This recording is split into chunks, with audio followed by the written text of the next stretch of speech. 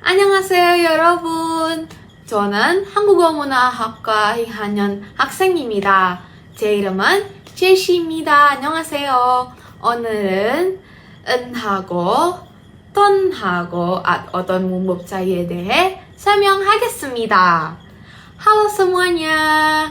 Saya adalah mahasiswa bahasa dan kebudayaan Korea tingkat 2. Nama saya Chelsea. Hari ini saya akan menjelaskan kepada teman-teman perbedaan dan perbandingan dari tata bahasa en, ton, dan oton.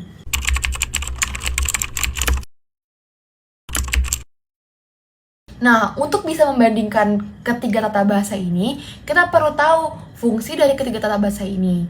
Yang pertama adalah verb dan en atau nian. Kegunaan tata bahasa ini adalah untuk menjelaskan kejadian yang telah terjadi di masa lalu. Ada peraturan bacim yang digunakan dalam tata bahasa ini. Jika kata kerja yang digunakan memiliki bacim, maka yang digunakan adalah en. Contohnya adalah mokta. Mokta ditambah verb en atau nian, maka akan menjadi mogen. Yang kedua, jika kata kerja yang digunakan tidak memiliki bacim, akan digunakan nian. Contohnya, mashita ditambah en atau nian, maka akan menjadi mashin. Mungkin contohnya kita kasih seperti 제가 사랑한 사람은 지금 결혼했어요. Orang yang dulu saya cintai sekarang sudah menikah.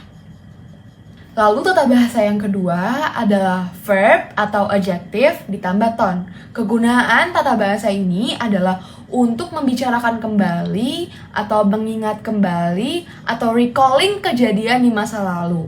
Nah, perbedaannya di sini tidak ada peraturan bacim ya. Jadi bisa langsung dilekatkan dengan ton. Contohnya mokta ditambah ton jadi mokton, mashita ditambah ton jadi mashiton.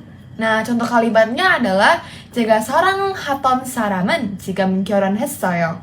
Orang yang dulu saya cintai sekarang sudah menikah. Kalau ditranslate ke dalam bahasa Indonesia sama ya artinya, mulai bingung kan?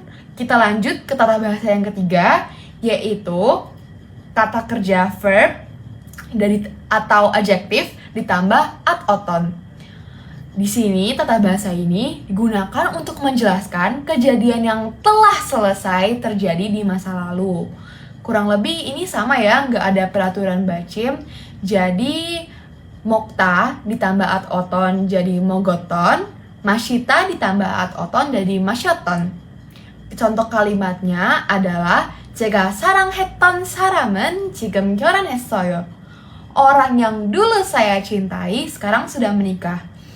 Kalau kita lihat terjemahan dari ketiga kalimat ini sama ya. Tapi sebenarnya apa sih yang membedakan ketiga tata bahasa ini? Yang pertama adalah en atau nian. Jadi tata bahasa ini digunakan hanya sebatas untuk mengungkapkan fakta simple dari kejadian yang telah terjadi di masa lampau. Jadi kegunaannya kayak 제가 사랑한 사람은 지금 결혼했어요. Orang yang dulu pembicara cintai sekarang sudah menikah. Selesai sampai di situ teman-teman. Atau mungkin contoh mudahnya 제가 읽은 책은 해리포터이에요. Buku yang dulu pembicara baca, buku yang dulu saya baca adalah Harry Potter. Sudah sampai di situ.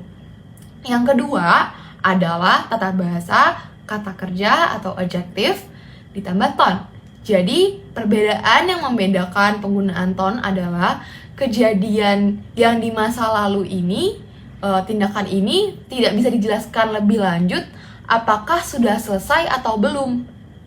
Mungkin dalam bahasa Inggris, tata bahasa ini bisa sering digunakan dengan ungkapan used to, yaitu menjelaskan bahwa dulu pembicara sering atau rutin melakukan kejadian atau melakukan tindakan ini.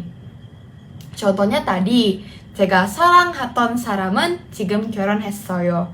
Karena tidak bisa dijelaskan apakah udah selesai atau belum, mungkin pembicara bingung sekarang dia udah move on atau belum.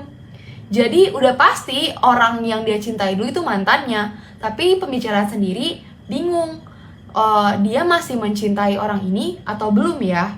Atau masih sayang ya? Atau udah gak suka sama sekali? Dia tidak bisa menjelaskan ya teman-teman. Mungkin contoh gampangnya, 제가 읽던 책은 해리포터예요. Buku yang sudah saya baca adalah Harry Potter. Tapi di sini tidak bisa dijelaskan apakah pembicara ini udah selesai membaca buku Harry Potternya atau belum. Hanya sebatas menjelaskan bahwa dia telah membaca itu, tapi tidak jelaskan apakah mau dilanjutin atau dibiarin aja. Dan mungkin dulu pembicara juga setiap hari membaca buku Harry Potter. Dan yang terakhir adalah verb, kata kerja atau adjektif ditambah ad auton. Jadi kegunaan tata bahasa ini digunakan hanya sebatas untuk mungkin misalkan ada teman kita cerita ini ngomongin mantannya. Ya sebatas ngomongin mantannya, tapi pembicara udah nggak suka sama sekali sama mantannya. Artinya dalam tata bahasa ini digunakan untuk menjelaskan kejadian yang benar-benar selesai. Jadi hanya sekedar untuk membahas ulang 1 atau 2 kali kepada orang lain atau kepada pendengar. Contohnya tadi kan, 제가 사랑했던 사람은 지금 결혼했어요. Jadi mungkin pembicara lagi ngumpul sama teman-temannya, terus ngebahas bahwa mantannya udah nikah. Di sini mungkin karena dia udah tidak suka sama mantannya, dia ikut senang atau bahkan datang ke acara pernikahan mantannya ini. Mungkin contoh gampangnya, 제가 읽었던 책은 해리포터예요. Jadi pembicara di sini menjelaskan bahwa dia sudah selesai membaca buku Harry Potter. Jadi itu ya perbedaan dan perbandingan dari ketiga tata bahasa tersebut.